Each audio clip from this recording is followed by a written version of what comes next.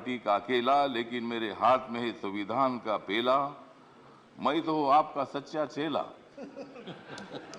मैं तो हूँ आपका सच्चा चेला, मुझे मत छोड़ो अकेला। मैं तो अन्याय के खिलाफ लड़ा हूँ, इसलिए आपको बधाई देने के लिए यहाँ खड़ा हूँ। हाउस में जो सदस्य करेंगे फ्रैक्शन, उनके ऊपर होनी चाहिए कड़ी एक्शन। मेरे पार्टी का मुझे लोग पूछते हैं कि तुम्हारा पार्टी का एक भी लोकसभा में मेंबर नहीं है, तो भी आप मंत्री कैसे हैं? तो मैंने बोला, आप माननीय नरेंद्र मोदी जी को जाकर पूछो। आदरणीय महोदय, मैं तो अन्याय के खिलाफ लड़ा हूं, मैं तो अन्याय के खिलाफ लड़ा हूं, इसलिए आपको बधाई देने के लिए यहां खड़ा हूं। आपका अनुभव बहुत ही बड़ा है, आपका अनुभव बहुत ही बड़ा है, इसलिए आपने संघर्ष का पहाड़ चढ़ा है। मेरे पार्टी का मैं हूं अकेला, मेरे पार्टी का मैं हूं अकेला, लेकिन मेरे हाथ में है संविधान का पेला। मैं हूं मेरे पार्टी का अकेला, लेकिन मेरे हाथ में है संविधान का पेला। मैं तो हूं आपका सच्चा चेला, मैं तो हूं आपका सच्चा चेला, मुझे मत छोड़ो अकेला।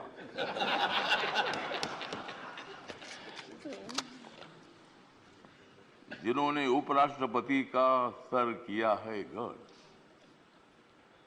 जिन्होंने उपराष्ट्रपति का सर किया है गढ़, उनका नाम है धनखड़। हमें मिलकर उखाड़ देनी है विषमता की जड़, हमें मिलकर उखाड़ देनी है विषमता की जड़।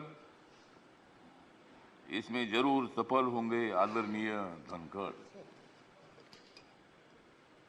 हाउस में जो सदस्य करेंगे फ्रैक्शन, हाउस में जो सदस्य करेंगे फ्रैक्शन, उनके ऊपर होनी चाहिए कड़ी एक्शन। हमें तो मजबूत करना है भारत नेशन, हमें तो मजबूत करना है भारत नेशन। हंगामा करने की हमें नहीं चाहिए फैशन। तो हमें पूरा विश्वास है कि आप बहुत बड़ा संघर्ष करते करते यहाँ पहुंचे हैं। गांव से आकर किसान के बेटे के माध्यम से आप इतने बड़े उच्च पद पर आए हैं। इसमें आपका अनुभव, आपका बहुत बड़ा संघर्ष है, बहुत बड़ा काम आपने किया है। आपने पश्चिम बंगाल में गवर्नर का जो काम किया है, बहुत बड़ा वहाँ चैलेंज था, वहाँ काम करना बहुत बड़ा मुश्किल था, लेकिन आपने बंगाल में बहुत अच्छा काम किया है और बंगाल में अच्छा काम आपने किया है, इसीलिए आपको यहाँ लाने की कोशिश जरूर हुई है। मतलब आप एक संघर्षशील नेता है, मतलब वहाँ अगर आपका काम ठीक नहीं होता था तो शायद ये पद आपको मिलना बहुत बड़ा मुश्किल था, लेकिन आपने बहुत अच्छा काम किया है।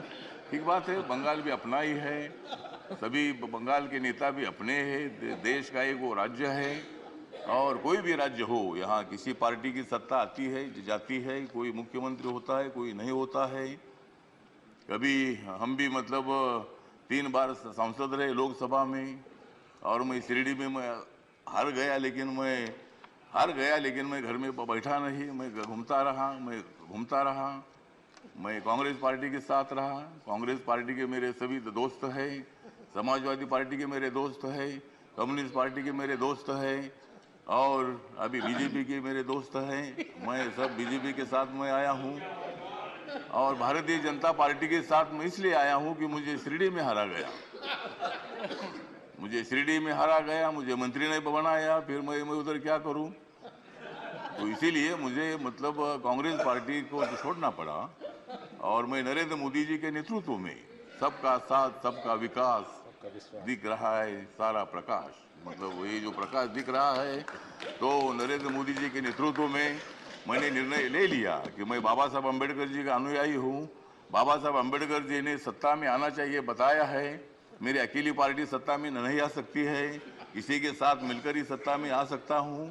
और मेरे पार्टी का मुझे लोग पूछते हैं कि तुम्हारा पार्टी का एक भी लोकसभा में मेंबर नहीं है, तो भी आप मंत्री कैसे हैं?